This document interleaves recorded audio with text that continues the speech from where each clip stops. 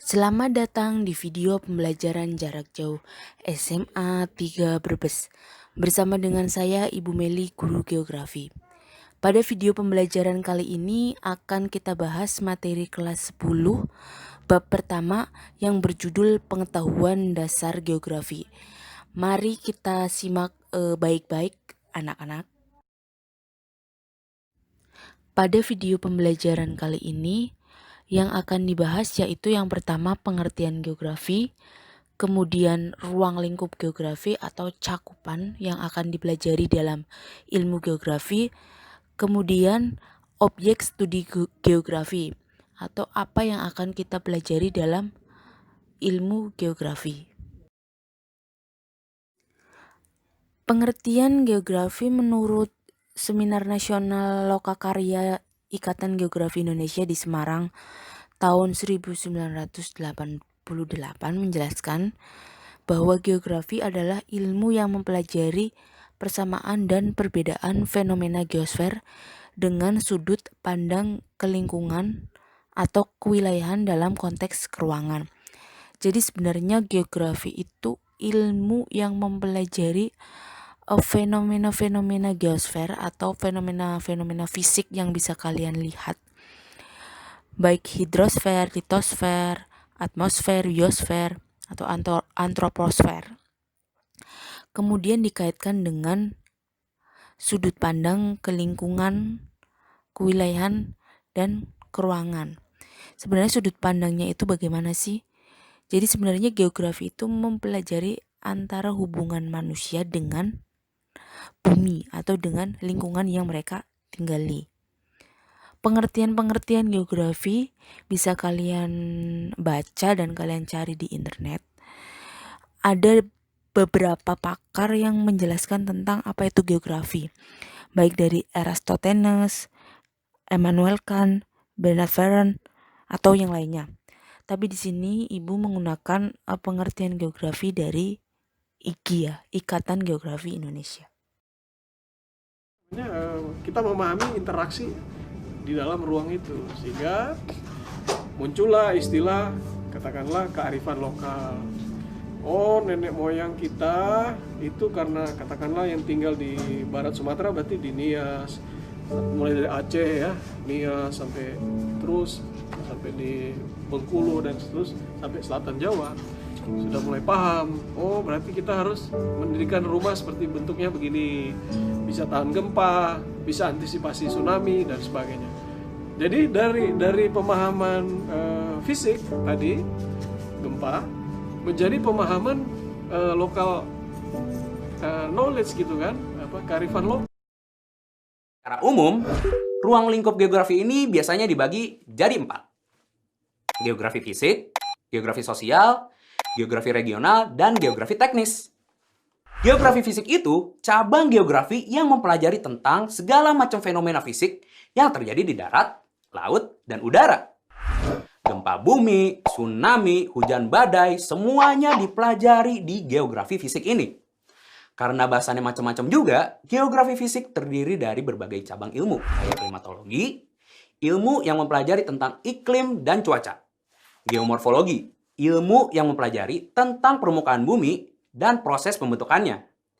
Biogeografi, ilmu yang mempelajari tentang persebaran hewan dan tumbuhan di bumi. Dan hidrologi, ilmu yang mempelajari tentang segala macam badan air yang ada di bumi. Nah, kalau geografi sosial, itu cabang geografi yang mempelajari tentang aktivitas dan perilaku manusia di bumi. Contohnya, geografi ekonomi yang mempelajari gimana bentuk permukaan dan persebaran sumber daya alam di bumi mempengaruhi kegiatan-kegiatan perdagangan masyarakat. Ada juga geografi kependudukan yang belajar tentang penyebaran manusia di bumi, terutama di desa dan kota-kota. Kalau geografi regional itu mempelajari interaksi antara aspek fisik dan aspek sosial di suatu daerah dan interaksi antara daerah-daerah yang berbeda. Contohnya, interaksi antara Jakarta dan kota-kota di sekitarnya, atau antara Indonesia dan negara tetangganya. Terakhir, ada geografi teknis. Di sini dipelajari kemampuan teknis yang dibutuhin buat menyelesaikan masalah geografi. Masih ingat gak sama peta bumi Eratosthenes? Nah, pembuatan peta itu salah satu hal yang dipelajari di geografi teknis. Lebih tepatnya di ilmu kartografi. Saat ini, selain peta, kita juga menggunakan penginderaan jauh dan sistem informasi geografis atau SIG untuk mempelajari bumi dengan lebih detail. Kamera-kamera dari pesawat atau satelit yang mengelilingi bumi memungkinkan kita untuk melihat lebih detail apa aja yang ada di permukaan bumi, termasuk hutan-hutan, lautan, dan jalanan perkotaan. Pernah pakai Google Maps buat cari jalan? Nah, buat nyari jalan yang paling cocok buat perjalanan kamu, Google Maps itu manfaatin pemetaan dari penginderaan jauh. Canggih ya? Bagaimana penjelasan tentang ruang lingkup geografi dari YouTube-nya Pahamify? Ini Ibu ambil materi tentang ruang lingkupnya. Di sini Ibu hanya akan menjelaskan tambahannya saja yang terkait dengan geografi regional. Jadi ruang lingkup geografi itu selain membahas tentang geografi fisik dan geografi manusia ya, ruang lingkup geografi juga mempelajari geografi regional. Apa sih geografi regional? Geografi regional itu mengkaji kondisi-kondisi faktual atau kondisi-kondisi yang terkini di mana itu menekankan pada tempat-tempat tertentu secara terintegrasi atau berkesinambungan ya. Akibat dari kondisi fisik dan manusia yang saling berintegrasi tersebut melahirkan suatu keunikan tertentu. Jadi contoh paling mudahnya dari geografi regional itu bisa dilihat. Contoh yang akan kalian pelajari dari geografi regional itu adalah ketika kalian mempelajari tentang pedesaan. Bisa dilihat di gambar ya. Di situ ada foto Taman Wisata Air Panas Guci, di mana Ibu yakin kalian pasti sudah pernah berwisata ke sana. Itu adalah salah satu contoh dari geografi regional. Kenapa sih bisa itu dinamakan geografi regional? Karena di situ membahas bagaimana desa bisa memanfaatkan sumber daya yang dimilikinya, kemudian bisa menghidupi perekonomian masyarakat yang ada di wilayahnya. Jadi di situ ada interaksi antara manusia dengan lingkungannya. Tapi kenapa sih dinamakan pedesaan? Yang Ibu akan jelaskan secara singkat saja. Pedesaan di sini itu biasanya berlokasi itu di pinggir ya, atau yang aksesnya sulit seperti halnya di Guci. Guci itu termasuk pedesaan yang berbentuk bukit atau pegunungan ya. Jadi akses untuk ke sana itu bisa dibilang tidak semudah ketika kita ke dataran yang rendah gitu. Pedesaan itu biasanya seperti itu, dicirikan dengan banyaknya pemandangan alam yang masih hijau, banyaknya sawah, masih banyaknya hal-hal yang alami. Itu pedesaan.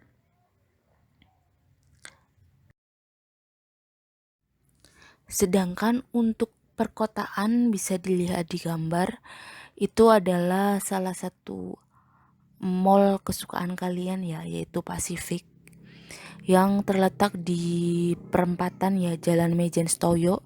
Di depannya ada McD ya, barangkali yang sering kesana tahu kan pasti. Itu adalah salah satu contoh dari perkotaan, dimana ini adalah contoh kota Tegal yang aksesnya bisa dibilang sangat mudah. Maka dari itu berbeda dengan pedesaan. Kalau pedesaan itu terletak biasanya agak jauh di pinggir, kalau perkotaan itu letaknya tuh dekat di mana-mana gitu. Jadi kota Tegal itu Ibu contohkan itu dekat di mana-mana karena dekat dengan Brebes, dekat dengan Slawi, dekat dengan Pemalang. Otomatis kota Tegal dijadikan perkotaan karena lokasinya yang strategis. Dimana kalau lokasi strategis otomatis banyak sekali interaksi di dalamnya, banyak sekali lalu lalang. Jadi otomatis pusat perindustrian, pusat pertokoan, perdagangan itu di kota. Sebaliknya kalau di desa itu biasanya produsen atau yang memproduksi sesuatu kayak misalnya bahan makanan pokok. Itu yang membuat geografi regional itu memiliki keunikan dari tempat yang satu tempat yang lain. Jadi antara desa memiliki keunikan, kota juga memiliki keunikan. Itu yang dipelajari dalam geografi regional. Ada hubungan antar itu gitu. Geografi regional juga membahas tentang kerjasama. Kerjasama yang sangat-sangat diketahui oleh banyak orang yaitu adalah kerjasama ASEAN. ASEAN sendiri sebenarnya sudah menghasilkan banyak sekali kerjasama. Salah satunya adalah bentuknya ada SEA Games, terus ada AFF, di mana di situ terdiri dari negara-negara ASEAN yang menyelenggarakan pesta olahraga atau pesta sepak bola. Itu merupakan salah satu bentuk kerjasama yang dimunculkan. Geografi regional membahas tentang hubungan-hubungan kerjasama juga antar negara yang satu dengan negara yang lain. Tidak hanya di dalam negara saja, tapi juga di luar. Jadi ada interaksi antara manusia dengan lingkungannya, kemudian juga ada kerjasama dengan negara-negara yang satu dengan yang lainnya. Kemudian ruang lingkup geografi juga mempelajari tentang geografi teknik. Geografi teknik itu mengkaji penggunaan keahlian teknis dalam geografi untuk menyelesaikan suatu masalah.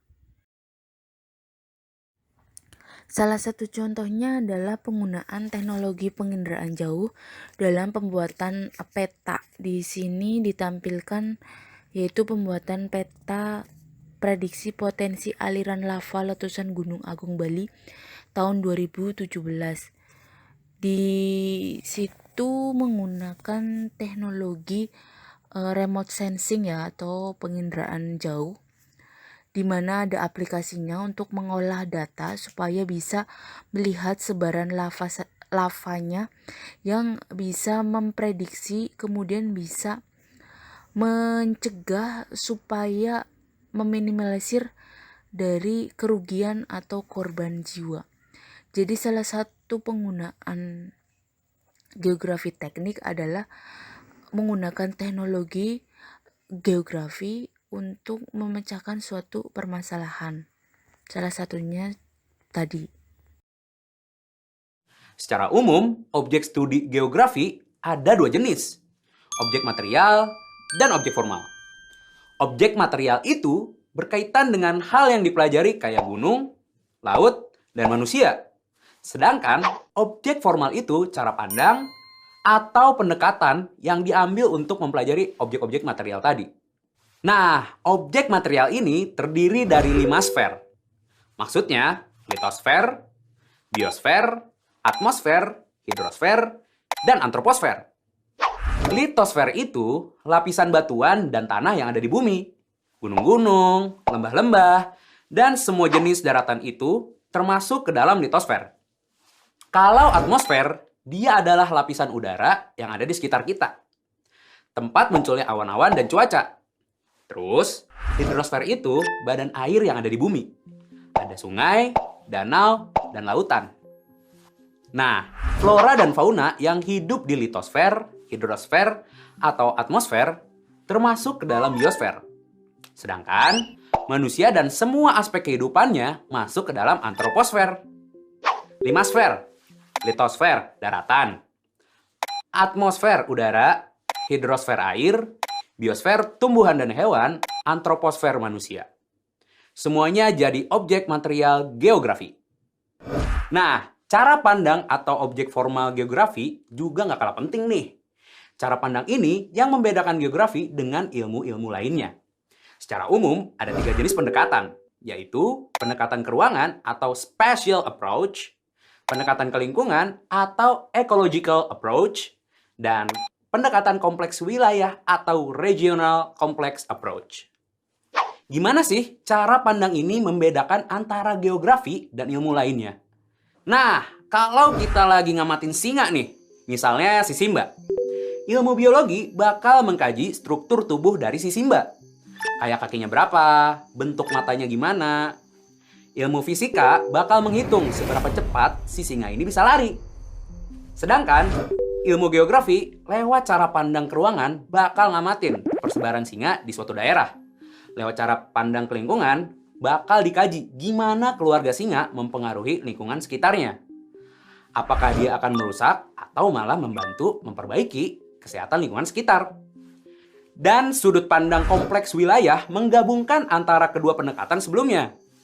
Dia melihat apakah kehadiran sekumpulan singa ini bakal mempengaruhi daerah sekitarnya, bukan hanya daerah tempat singa tersebut tinggal. Demikian video pembelajaran kali ini.